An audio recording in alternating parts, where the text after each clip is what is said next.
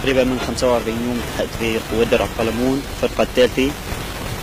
طبعا نحن عساكر طلبنا لحماية ضيعتنا في الجبال الشرقية من دير عطية.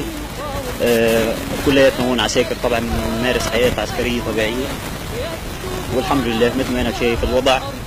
يعني الحمد لله بنشكر الله على الشغلة اللي فتنا فيها، وبنتمنى من جميع أبناء القلمون اللي ما التحقوا إنهم يلتحقوا، لأنه أرض القلمون ما رح يحميها غير أبناء القلمون.